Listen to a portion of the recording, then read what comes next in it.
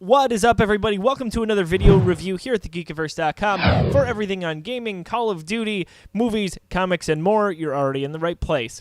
It's that time of year as a brand new Call of Duty game is released. This year, however, things are a bit different. Sledgehammer is at the helm and went back to the franchise's roots in World War II. Before we get too far into this review, we have some housekeeping to take care of. The Geekiverse was given a free copy of Call of Duty World War II to review by Activision, and it was reviewed on an Xbox One. We'll keep things spoiler-free as far as the campaign goes. Let's get to it.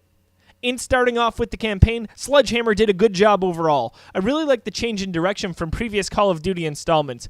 While it has been a change from recent campaigns, it is simply put a return to Call of Duty's roots. Sledgehammer did a great job with this campaign, as you really grow attached to the characters and their stories. Speaking of the characters, the cast performed admirably. Josh Duhamel, best known for the Transformers series, is excellent in his role as the platoon sergeant. Jonathan Tucker, best known for the Texas Chainsaw Massacre, also does a fantastic job as your character's best friend throughout the game. The weak point was Brett Zimmerman's performance as the voice of Daniels, the player-controlled character. As far as the substance of the campaign goes, the story will take you about 6.5 hours to complete on a normal difficulty, which is fairly typical of most Call of Duty campaigns. The story starts with landing on the beaches of Normandy and finishes with crossing the Rhine River. This is a lot of time to cover, and I feel that it was a bit rushed. Overall, I did enjoy the campaign, but it's not without its problems. The game's graphics look very sharp. I don't believe that there was a major increase in the graphic quality from other Call of Duty games in this generation of consoles. That is not to say that they are bad, but that they look just as good as Call of Duty Infinite Warfare or Battlefield 1.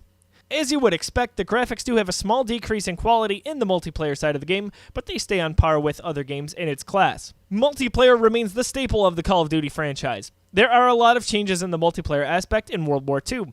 One of the changes is there are no more limits on the number of things you can put into a class. This has been a major complaint of mine since they introduced this back in Black Ops 2. The class, or divisions as they are called, seem to work better than in Black Ops 3. There are now bonuses to being in a certain division instead of having a super ability. For example, if you join the Airborne, my personal favorite, you gain the ability to put a suppressor on your SMG.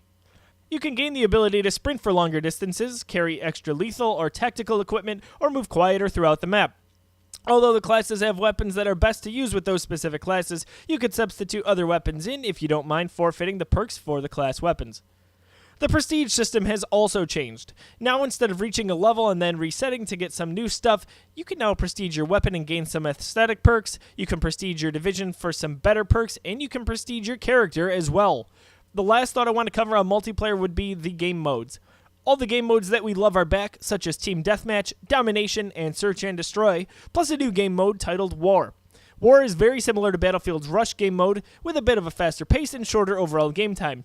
The new game mode, although similar to Battlefield, has a similar style of play that is different enough to make it feel that it isn't straight ripped off. Sledgehammer made some really great changes to the Call of Duty multiplayer experience, and hopefully these changes stay in future installments of the franchise. Overall, Call of Duty World War II is a good game and is a great addition to the Call of Duty franchise. It is not without its problems, as the campaign feels a bit rushed and the graphics don't seem to be any better than in previous games this generation. That being said, there are some real positives in terms of the acting for the campaign and the overhaul of the multiplayer. For everything Call of Duty World War II, Xbox One X, and PlayStation 4, you are already in the right place, thegeekiverse.com. Thanks for watching. Check out our brand new line of t-shirts made by our friends at Fantastic Tees. We are proud to announce that we have partnered up with them to bring you a brand new design each week. The design is available only for that week, and proceeds from every sale go to benefit a charity or a family in need.